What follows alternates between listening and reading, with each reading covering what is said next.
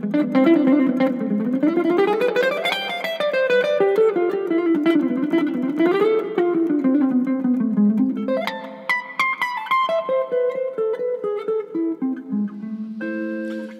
welcome to the first out of 3 videos here about how to play fast.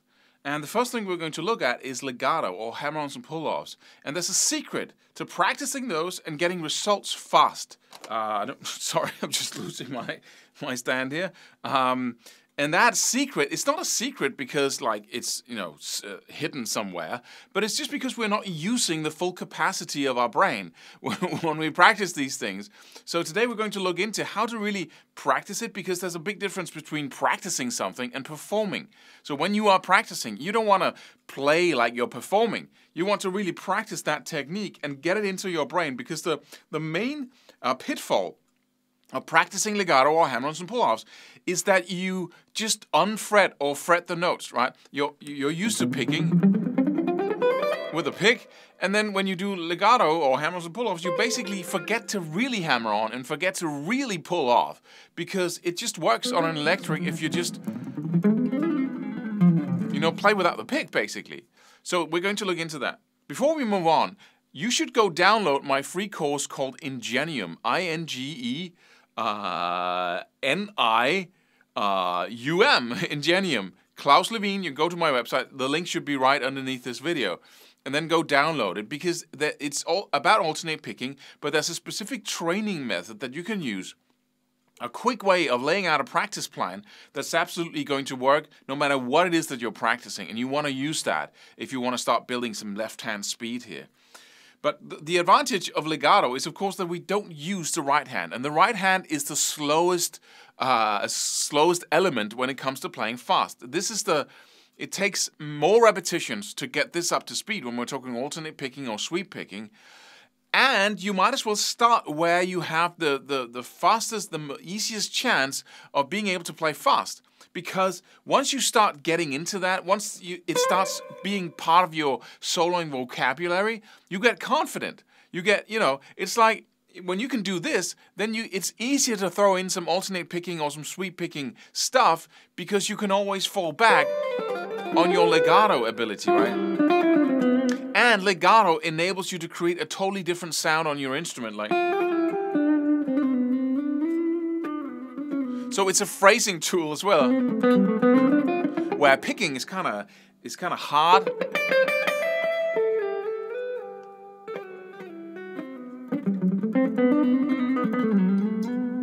Then legato and sliding and really not hitting the note as hard or the string as hard as you do with your pick will create a different sound. So it's an essential technique for phrasing as well. So let's look into how you can practice it in the most efficient way. So the first thing you want to do is make sure your fingers are positioned in the right way. You don't want to have in the beginning at least, hold your hand like this. I have basically 2 ways of holding my hand. One is for the faster work, like that's the classical way of holding your fingers, where you have a parallel angle to each, or no angle actually, to each fret with your fingers. And then there's the phrasing, where you have a lot more power when you hold your hand like this, will really grab the fretboard. But for these exercises, or this way of playing, you want to have that classical thing where you have your thumb placed in the middle of the neck on the back here, and then you grab the fretboard like this and have your fingers are curled up like that to get an angle straight in towards the fretboard instead of having them be like this. And then what you do is you make sure you have sticky fingers when you do pull-offs. It should really feel like that. So if you would just want to play 3 notes, if you put them on here, the example is A minor, and I'm in the 5th fret, the 6th fret, and the 8th fret on the B string. So if I place all my fingers on like that, then it's really easy for me to pull them off, but I grab them and almost pick them, like, right? Like you want to do like you really want to grab them and almost get in under them, and then really do a pull off and not just a unfretting of the string, right? So you want to grab it, pull it off, and the same thing with the next thing. And this first finger here keeps the string in place, but so even though you pull it off and you really use some force to Yeah, in the beginning you can hear that bend and you should really exaggerate in the beginning to really make it clear to the brain that you're pulling off here. You're not just lifting your fingers. Right, and you can go in the beginning and just keep it slow. Don't go fast, because once you go fast, you get a different focus on speed, and you'll forget about the pulling off, and instead you'll begin to just leave the string while, and you can do that and get a sound, especially if you're using distortion or compression, but really practice the pull-off so you get something that's useful even with a clean sound or an acoustic nylon string guitar.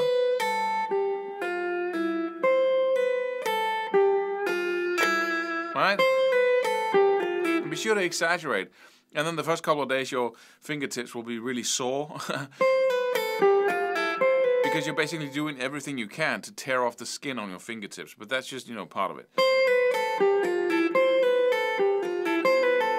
Yeah, make sure you do this in time. Use a metronome so you're sure that, because some of this is going to be easier. Some pull-offs are going to be easier than other ones.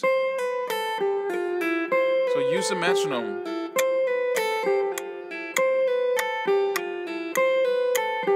So make sure you're in time. Then the hammer-ons is basically a matter of really hammering on. And that can be pretty hard in the beginning because you have to go bam, right? And exaggerate again when you practice this. Practice is something different from performing. When you practice, you want to exaggerate to really show your brain that this is what we want. We want a hammer-on. And then as you get better, you won't use as much distance from the fretboard. But really see how loud you can make the sound, and make sure you hit the strings with your fingertips and not with like this, right?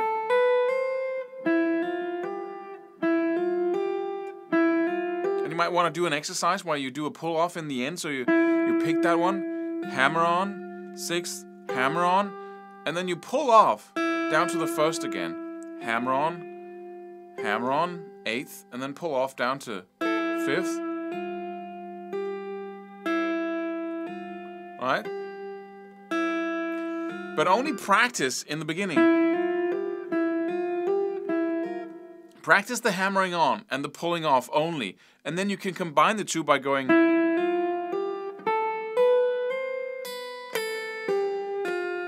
Right?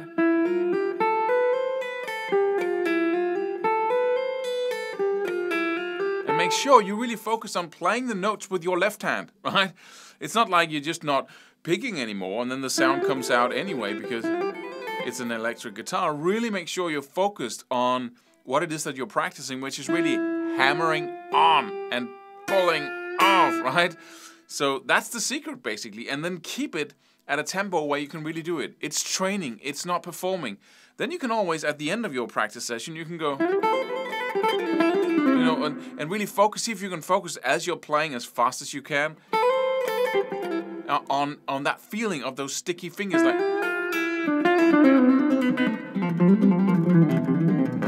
it really feels like they're stuck to the strings and you're pulling them off.